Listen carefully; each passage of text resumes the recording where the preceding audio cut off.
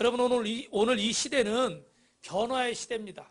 그래서 세계가 다 변합니다. 문화도 자연도 국제 질서도 어떤 가치의 기준도 하루가 다르게 변해버려요.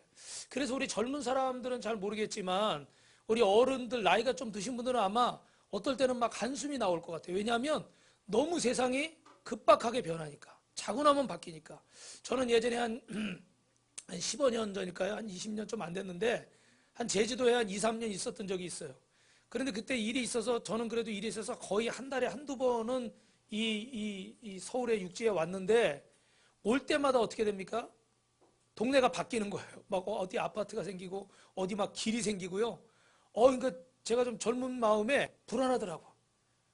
그냥 또 하나님의 뜻이라 생각하고 제주도에 갔는데 이게 육지에 나오면 한 달마다 두 달마다 세상이 막 변하는 거예요. 그러니까 나중에 만약에 제가 거기서는 무치라고 그러거든요.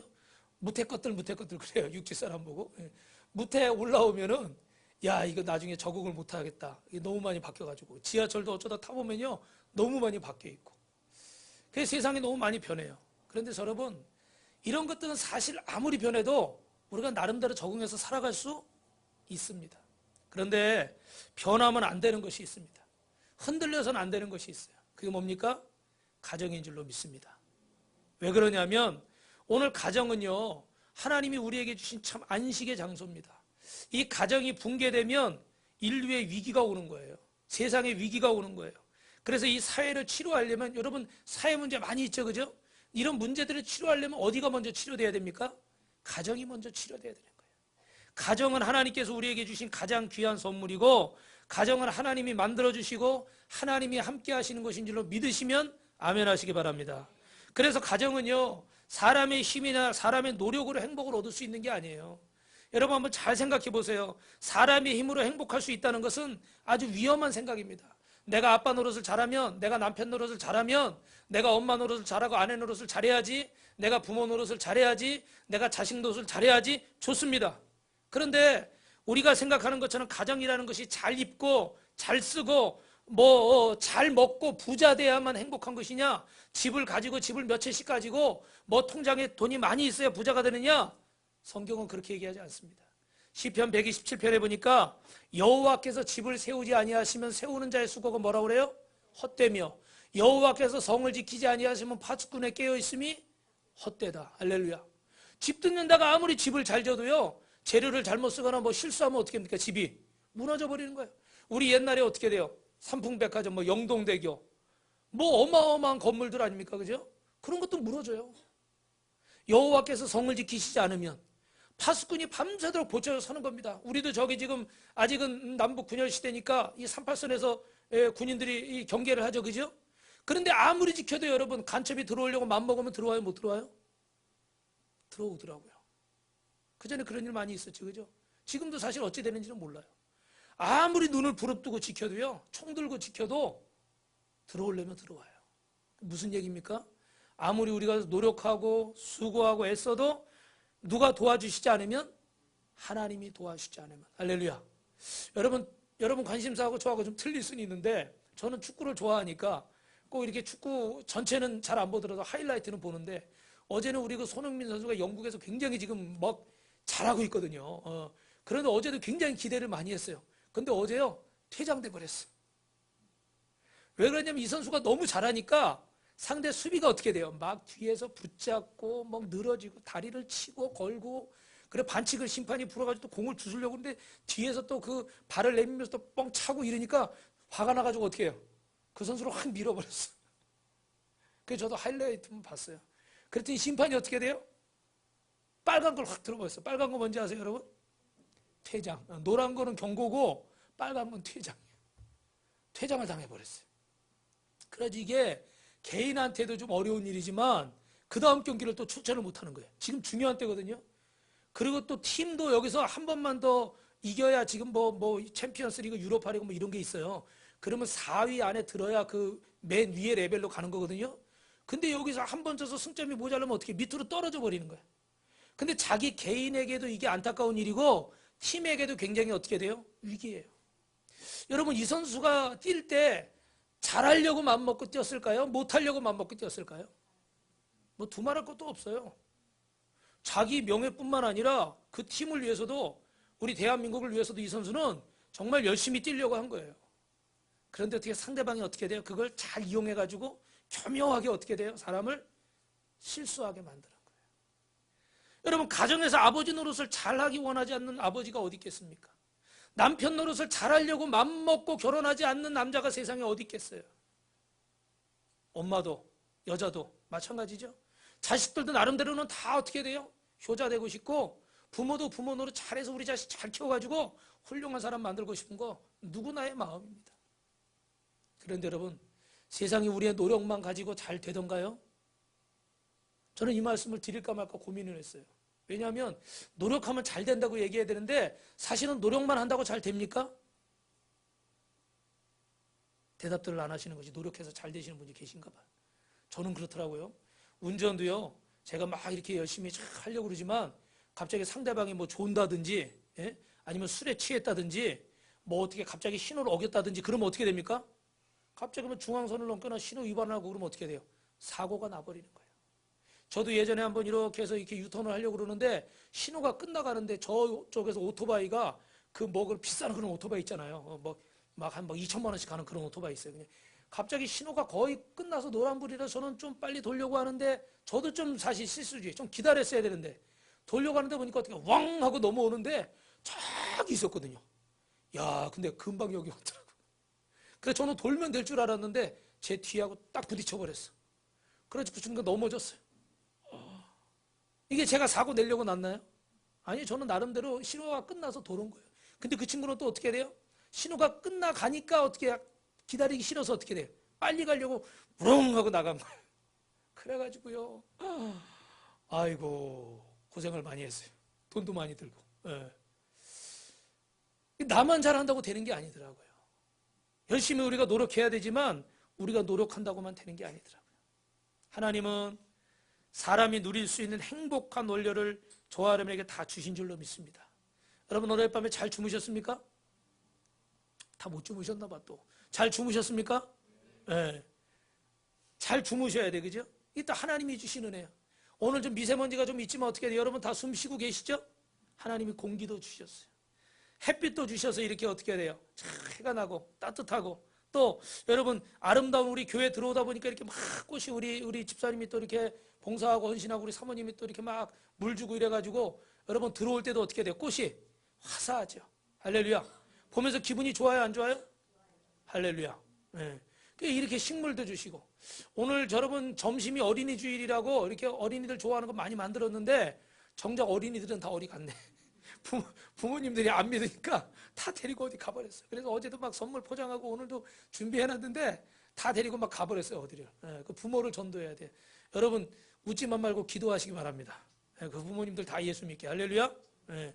그래서 이렇게 준비했는데 여러분 이따가 맛있게 드시기 바랍니다. 그 입맛도 어떻게 돼요? 누가 주시는 거예요? 하나님이 주시는 거예요. 우리 사모님은 지금 지난주부터 이게 지금 입에 뭐가 막 헐어가지고 이 약을 계속 뭐 선전하는 거 있잖아요. 아픈 입에 큐 뭐 이런 거 있잖아요. 특정 상품을 선전하면 안 되지만 그걸 한번 사봤어요. 하도 이게 입이 헐어서 음식을 못 먹고 막 매운 거 먹으면 막 난리가 나가지고. 이 먹는 것도요, 별거 아닌 것 같지만 얼마나 큰 축복인지 몰라요. 여러분 암 환자들 보시면 올해 암 투병하신 분들 보면요, 음식을 못 드시죠. 그 중에 한 이유가 뭐냐면요, 하도 이렇게 삼키질 않으니까 목에 삼키는 근육이 약해져서 삼키질 못해요. 그래서 우리 어르신들도 안타까운 것이 막 먹고 싶어도 어떻게 돼요? 이게 약해가지고 잘 삼키질 못하고 또 이 밑에서 소화를 어떻게 잘 못 시키니까 자꾸 체하고 뭐 이러니까 어떻게 돼요? 잘 안 드시게 되는 거예요. 잘 못 드시니까 어떻게 돼요? 기운이 없어요. 기운이 없으니까 더 어떻게 돼요? 더 힘이 없고. 자꾸 이게 이제 연결이 돼버리는 거죠.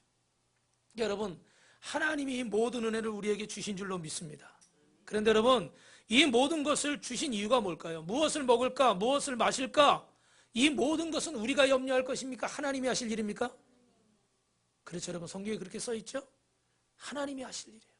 우리는 다만 무엇을 위해서 우리 가정과 우리 인생을 통해서 누구를 영화롭게 해야 됩니까? 하나님을 영화롭게. 오늘 우리 옆에 분하고 인사하십니다. 참 잘하셨습니다. 하나님이 영광 받으십니다. 할렐루야. 많은 수는 아니지만 하나님께서 여러분을 통해서 영광을 받으시는 줄로 믿습니다. 여러분, 우리가 실수하는 게 있어요. 아주 큰 실수하는 게 있어요. 그게 뭐냐면, 한번 따라합니다. 하나님이 할 일은 염려고 하나님의 기쁘시게 할 일은 하지 않는다. 하나님이 하실 염려는 내가 하고 하나님의 기쁘시게 할 일은 내가 하고 있어요? 안 하고 있어요? 안 하고 있다는 거예요. 우리 염려는 하나님께 맡기고 우리는 누구를 영화롭게 하는 삶을 살아야 돼요? 하나님을 영화롭게 하는 삶을 살아야 돼요. 뭐 그렇다고 가정생활 하지 말고 직장생활 하지 말고 사업하지 말고 돈 벌지 말고 공부하지 말라, 그런 얘기가 아니죠. 공부를 해도 누구의 영광을 위해서? 하나님의 영광을 위해서. 돈을 벌어도 누구의 영광을 위해서? 하나님의 영광을 위해서. 열심히 운동을 해도 누구의 영광을 위해서? 하나님의 영광을 위해서. 할렐루야. 근데 우리는 정작 하나님 앞에 영광 돌리는 것에는 관심이 없고, 무엇을 먹을까? 무엇을 마실까? 어떻게 하면 성공할까? 어떻게 하면 출세할까? 어떻게 하면 남들 앞에서 목에 힘 한번 줘볼까? 어떻게 하면 남들 앞에서 좋은 거, 뭐 이런 거 들고, 잘난 척 한번 해볼까? 이런 것들에 뭐 어떻게 돼요? 가득 차 있는 경우가 많습니다. 오늘 성경에 보면 모범적인 가정이 있는데, 사도행전 10장에 여러분 고넬료의 가정이 있어요. 이 고넬료는 베드로를 통해서 세례를 베풀게 하고 그 가정을 다 세례를 주고 정말 이방인 중에서 온 가족이 다 구원받았는데, 왜 이 가정이 그렇게 행복한 가정입니까? 고넬료는요, 이방인이었지만 하나님을 뭐하는 사람이었을까요? 경외하는 사람이었다. 할렐루야. 여기 말씀에 나오죠. 그가 경건하면 온 지방과 온 지방, 그죠? 그 식구들이 다 어떻게 돼요? 더불어 하나님을 뭐 했다고요? 경외했다. 하나님을 사랑하고 하나님을 두려워하고 하나님을 존경했다. 그래서 백성을 많이 구제하고 좋은 일 많이 한 거예요. 가난하고 어려운 사람들, 힘든 사람들 도와주고 하나님께 항상 뭐 했더라? 기도하니. 할렐루야. 할렐루야. 그래서 이 가정이 하나님 앞에 천국 같은 가정이 될 수 있었어요. 여러분, 가정이 천국 같은 가정 되길 주님의 이름으로 축원합니다. 그런데 여러분, 에덴 동산에도 이런 가정이 있었습니다. 아담과 하와의 가정도 처음에는 행복한 가정이었어요. 부족함이 없는 가정이었어요. 미움이 없는 가정이었어요. 아담이 하와를 처음 대하고 나서 뭐라고 했습니까? 내 뼈 중에 뼈고 살 중에 살이라고 그랬어요. 근데 나중에 뭐라고 그럽니까? 저 여자가 시켜서 했습니다. 어떻게 돼요? 원수가 되버렸어요. 왜 그랬을까요? 사단이 틈탄 거예요. 여러분의 가정에 원수마귀가 틈타지 않기를 주님의 이름으로 축원합니다. 틈탔다고 할지라도 이 시간에 예수의 이름으로 묶음을 놓고 떠나갈지어다. 어느 며느리가, 제가 그 전에 한번 말씀드렸는데, 시아버지를 그렇게 미워해. 왜 이렇게 미워하는지 모르겠어요. 그런데 그 시아버지가 하늘나라 가셨어요.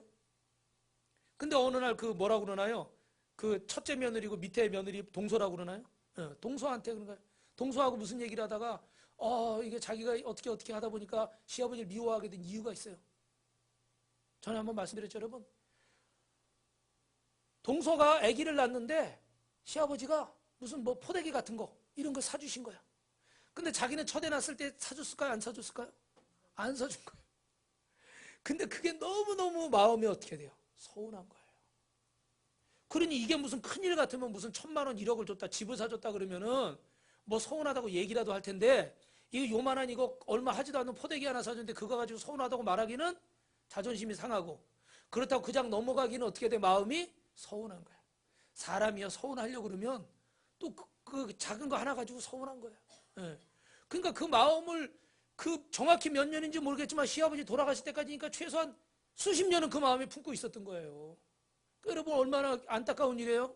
그 조그만 포대기 하나 가지고 어떻게 돼요? 그 시아버지를 미워하고, 미워하는 자신도 불편하고, 미워하는 티를 자꾸 내니까 시아버님도 불편하고, 마음이 어떻게 돼? 효도해야 되는데 효도하지 못하니까 자기도 어떻게 죄스럽고. 근데 그게 작은 거 하나 때문에 그래요. 여러분, 하나님은 이 땅에 하늘나라를 닮은 작은 천국 3곳을 주셨습니다. 그게 뭐냐면, 여러분 외우세요. 시작. 마음, 가정, 교회. 우리 마음이 주님이 거하시는 성전인 줄 믿습니다. 두 번째는 어떻게 돼요? 우리 가정이 주님이 함께 하시는 천국인 줄 믿습니다. 세 번째는 어떻게 돼요? 우리 교회가 천국인 줄 믿습니다. 교회 오는 사람들마다 마음이 다 어떻게 평안하고, 마음이 어떻게 다 기쁘고, 성전 들어오면 어떻게 돼요? 마음에 답답했던 것들이 어떻게 돼요? 쫙 녹아내려야 돼요. 할렐루야. 할렐루야. 그렇게 되길 주님의 이름으로 축원합니다. 그래서 가정천국은 하나님 모시고 형제간에 사랑하고 위로하고 대화하는 곳입니다. 가정의 생명은 평화입니다. 그래서 중국 경언에도 평화로운 가정은 행복이 제발로 찾아온대요. 뭐라고요? 평화로운 가정은 행복이 제발로 찾아온대요. 반대로 다투는 가정은 어떻게 될까요? 행복이 올 수가 없겠죠. 여러분, 가정은 공동체입니다. 부모님을 공경하고 부부간에 사랑하고 자녀들을 잘 기르는 인류에서 가장 오래된 학교가 어디입니까? 바로 가정입니다. 믿으시면 아멘. 그래서 여러분, 기독교는 이 에덴 동산에서 잃어버린 가정을 회복하는 것이 여러분 예수 믿는 것인 줄 믿습니다. 한 번만 더 인사합시다. 예수 믿고 행복해지십시오. 성도님의 가정도 행복해질 겁니다. 그래서 특별히 5월은 가정의 달인데 그 중에도 오늘은 어린이 주일로 지킵니다. 여러분, 어린이들은 활짝 웃어야 되는 그런 날입니다. 그럼에도 불구하고 많은 어린이들이 상처를 입고 고통을 당하고 있죠. 갑작스러운 부모의 이혼이나 자살이나 가출이나 다툼이나 이런 것들 때문에 평생 회복할 수 없는 아픔을 가지고 살아가는 아이들이 있습니다. 얼마 전에도 보니까 어떤 아이가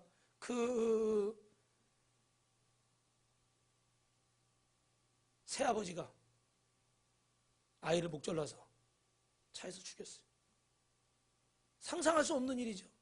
근데 그것도 어떻게 돼요? 죄송하지만 새아버지가 또 이 아이를 어떻게 돼요? 추행한 거예요.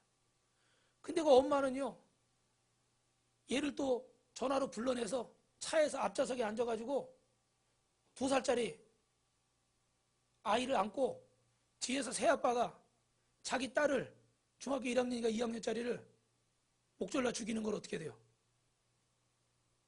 보고 있었다는 거예요. 여러분, 상상이 안 가는 일이에요.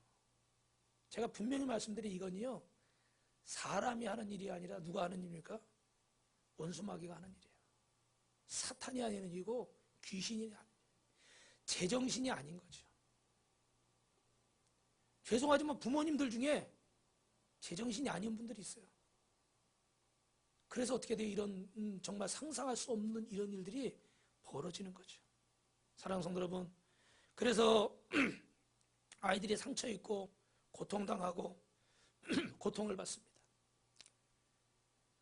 그러나 우리 예수님 앞에 나오면 그 상처가 치료되고 축복의 길이 열려지고 하나님의 영광이 나타날 줄 믿습니다. 옛날에 그런 일이 있었대요. 어느 마을에 고아 아이가 있는데 이 아이는 항상 예배드리고 와서 목사님 축도 끝나기 전에 가는 거예요. 근데 교회에 새 목사님이 오셨어요. 젊은 목사님이 오셨는데 어느 날은 이 아이가 은혜 받아서 막 기도하다 보니까 못 나갔어, 미리.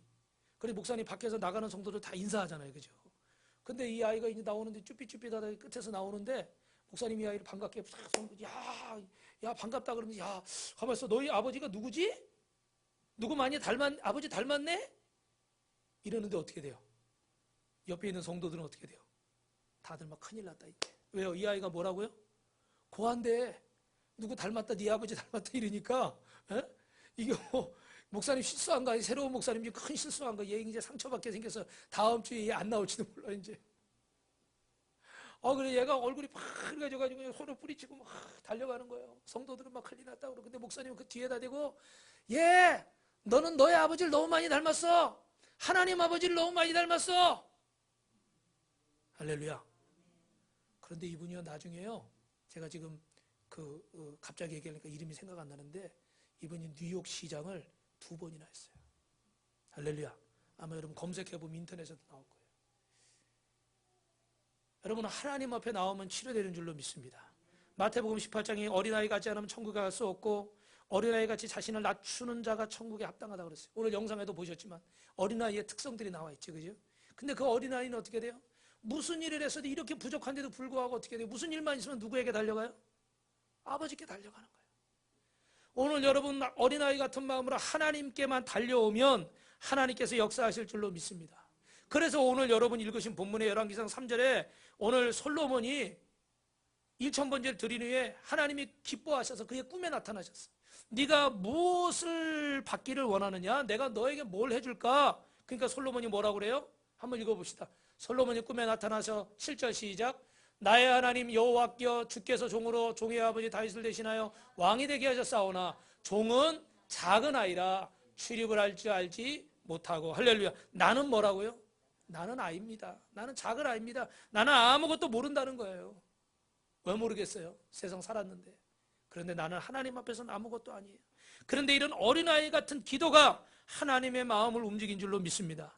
여러분, 어린아이는 순수하고 진실합니다. 아름답고 악이 없습니다. 시기 질투가 없습니다. 교만이 없습니다. 모략이 없습니다. 이런 것들은 어른들에게 있는 모습이에요. 아이들에게는 이런 모습이 없습니다. 그래서 어른들의 기도는 사실 하나님 앞에 상달되기가 어렵습니다. 왜요? 그 안에 너무나 장애물이 많아요. 이런 악한 것들이. 그런데 어린아이들은 순수한 마음을 가지고 하나님 앞에 기도하기 때문에 하나님께서 응답하시는 줄로 믿습니다. 그런데 사람들은, 죄송한 얘기지만, 이런 어린아이 같은 생각을 가지고 살아가면 세상에서 성공한다 생각해요? 실패한다 생각해요? 실패한다 생각하는 거예요. 저부터도. 이렇게 순수하게 살고 진실하게 살고 하나님 말씀대로 살면 손해보고 성공할 수 없다라고 생각하는 거예요.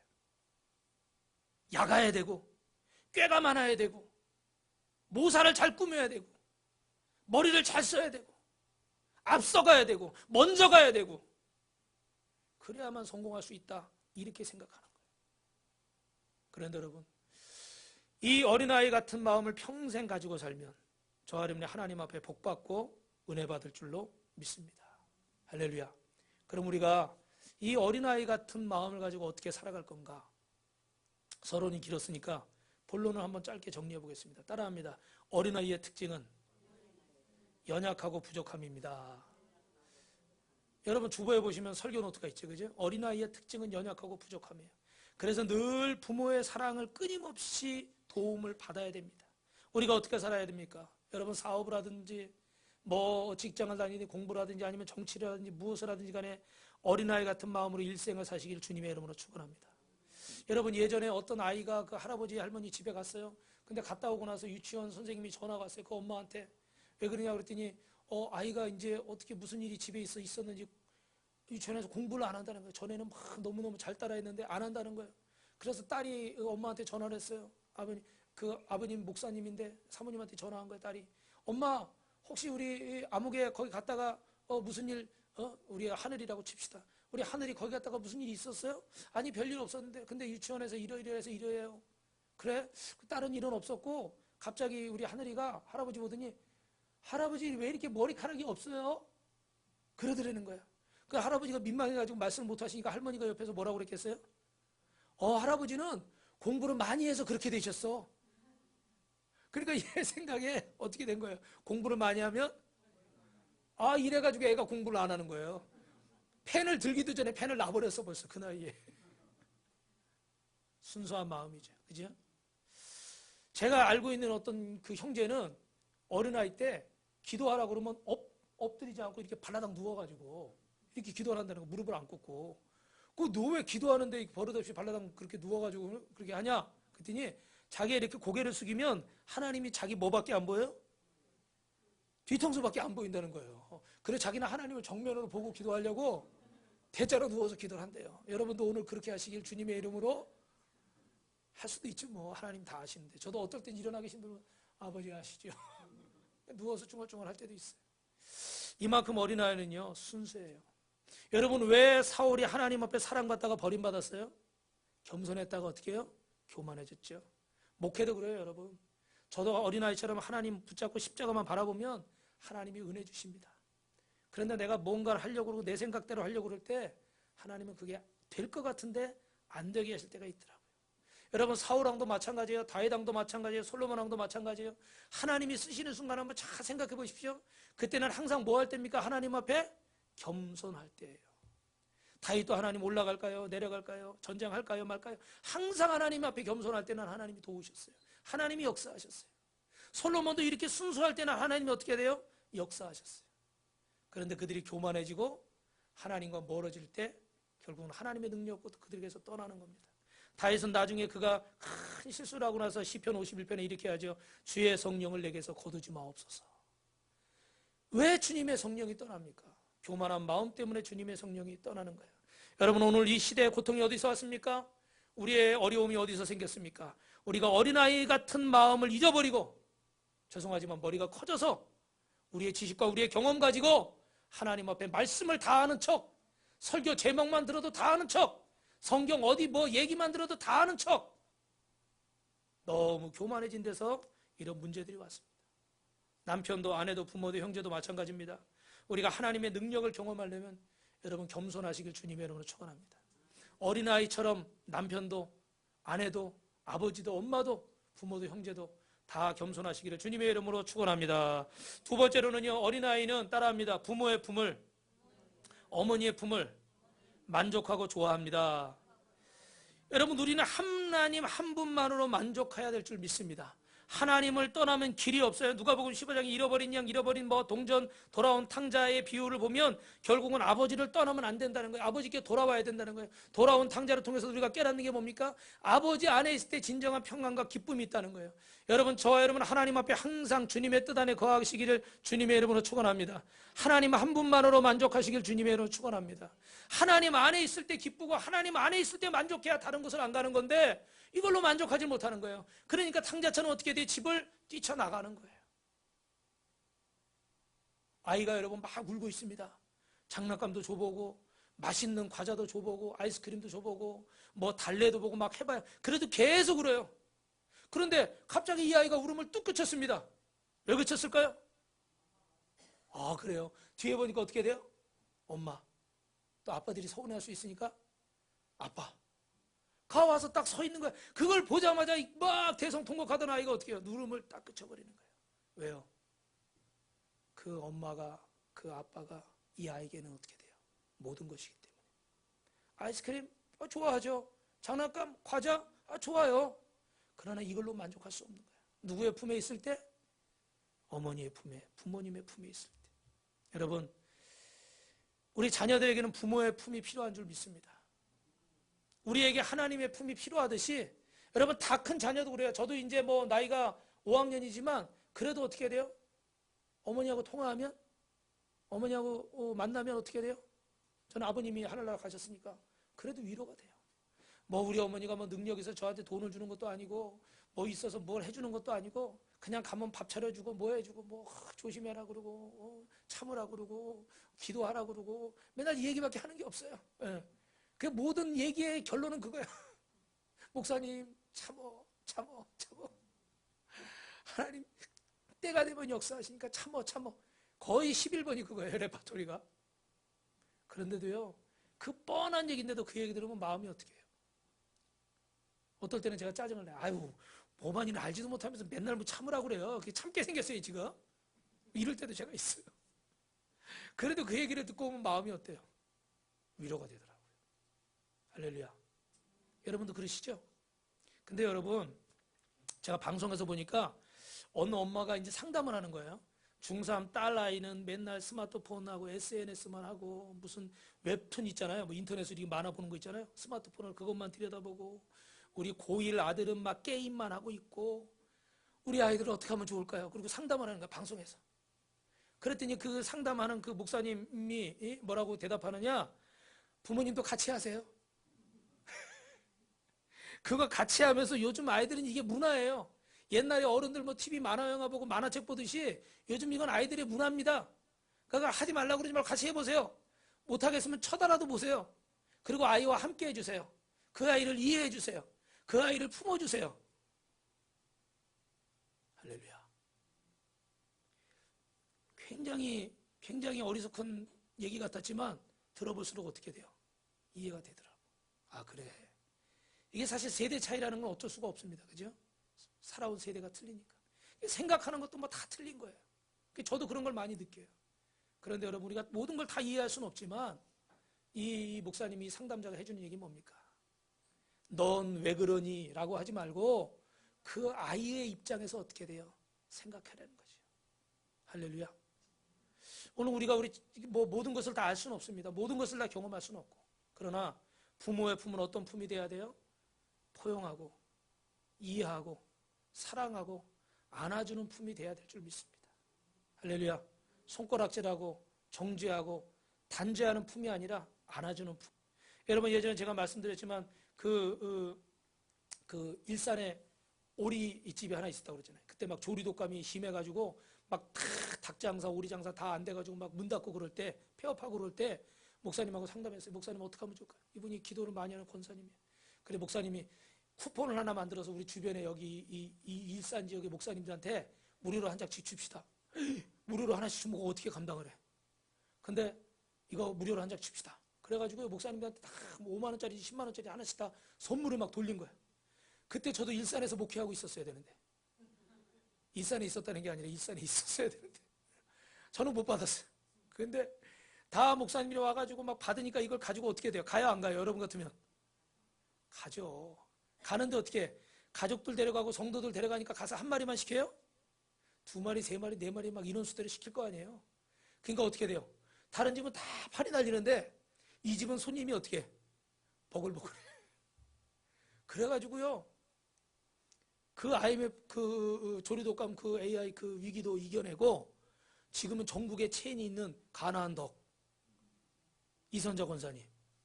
간증도 많이 나오고 대단한 분이에요. 할렐루야.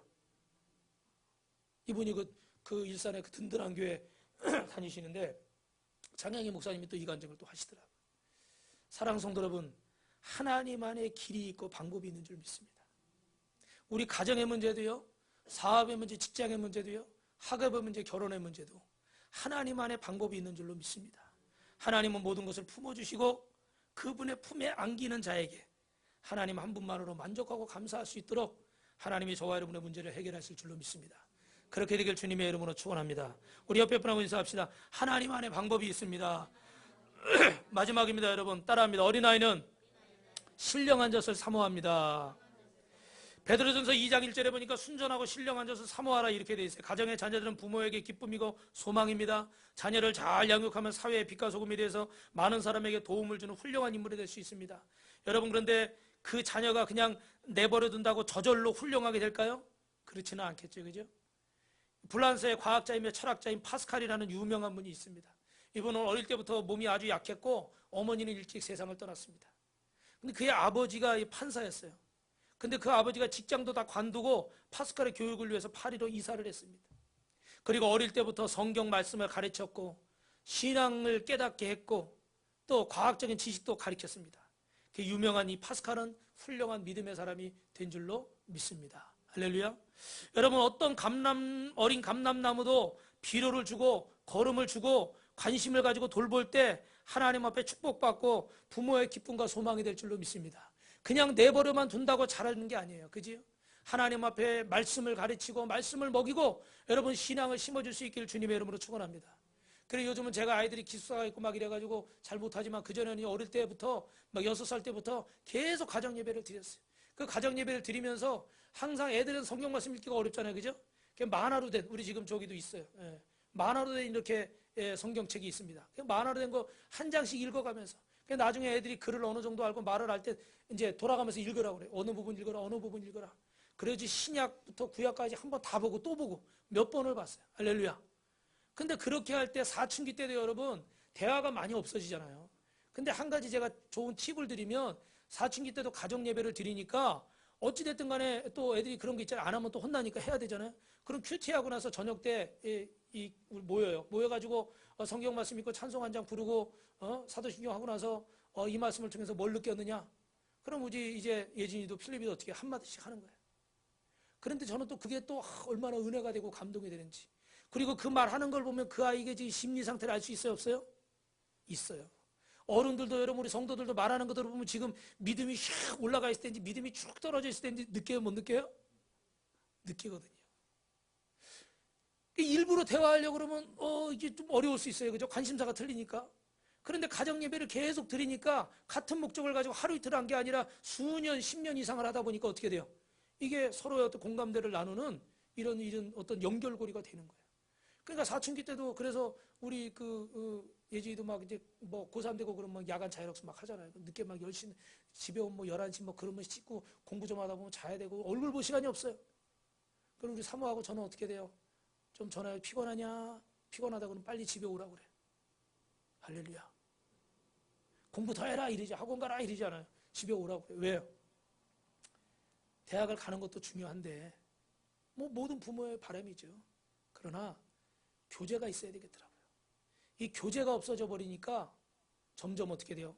사이가 벌어지는 거예요. 대화가 점점 안 되고 부딪히는 일이 점점 많아질까요? 적어질까요? 많아질 수밖에 없어. 왜?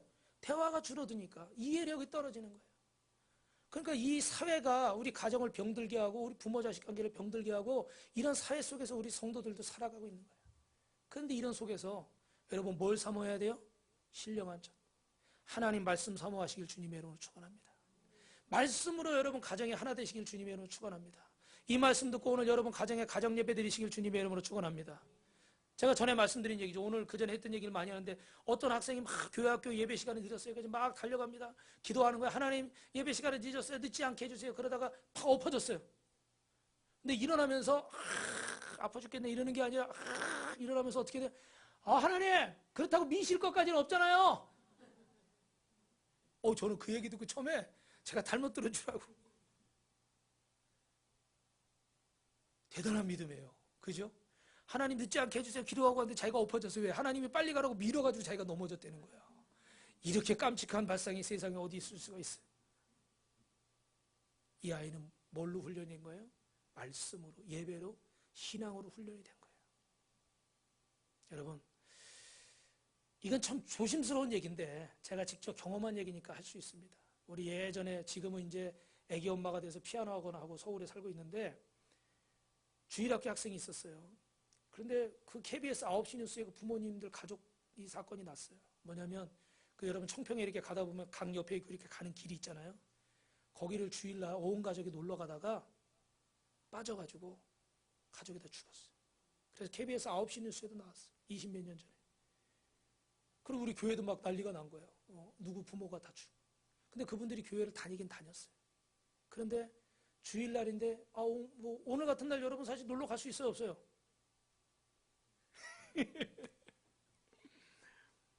갈 수도 있어요. 그런데 이제 그래도 하나님 앞에 내가 주일은 꼭 지키겠다. 그런 믿음으로 사시기 바랍니다. 예. 근데 이분들이 이제 놀러 가자는 거야. 근데 이 아이는 아니라는 거야. 그 선생님 이름이 이봉복인가 그랬는데 그 선생님이 해주는 얘기예요. 너도 가지 그랬더니 아니에요. 저는 주일날 하나님 앞에 예배 드릴 거예요. 이 아이는 안 갔어요. 안 갔는데 어떻게 돼요? 자기 동생, 남동생하고 부모님하고 그렇게 물에 빠져서 세상을 떠났어요. 하늘나라 가버렸어요. 참 사실 불행한 일이죠. 그죠? 안타까운 일이고 속상한 일이고. 근데 여러분 제 이야기를 오해하지 마십시오. 근데 만약에 그 아이가 그때 같이 거기 있었다면 이 아이도 같이 그렇게 됐을 수도 있겠죠. 그런데 이 아이는 어린아이지만 나는 주일날은 하나님 앞에 예배드려야 돼. 할렐루야. 이런 얘기는 또 너무 극단적이니까 여러분 마음이 좀 무거우실 수 있지만 여러분 하나님의 말씀을 심어주시길 바랍니다. 예배를 가르치시고 기도를 가르치시고 신앙을 가르치기를 주님의 이름으로 축원합니다. 말씀을 마치겠습니다. 로마 제국 패망사라는 책을 쓴 에드워드 기번이라는 사람이 왜 로마 제국이 멸망했는가 원인을 분석해서 한마디로 결론을 내렸어요. 로마가 멸망한 원인 중에 가장 큰 원인은 따라하십니다. 가정의 파괴. 가정이 깨어지면 사회가 깨어지고 국가도 깨어지고 나라도 혼돈스러운 거예요. 가정이 깨지면 교회도 어떻게 돼요? 혼돈스러울 수밖에 없어요. 여러분의 가정을 잘 세우기를 주님의 이름으로 축원합니다. 그런데 이 가정을 어떻게 돼요? 이 어린아이들을 정말 우리 자녀들을 믿음 안에서 잘 키워서 믿음의 가정으로 세울 때 여러분 어린아이 같은 겸손한 마음으로 서로 사랑하면서 하나님 말씀으로 세우는 여러분의 가정 되시기를 주님의 이름으로 축원합니다. 축원합니다.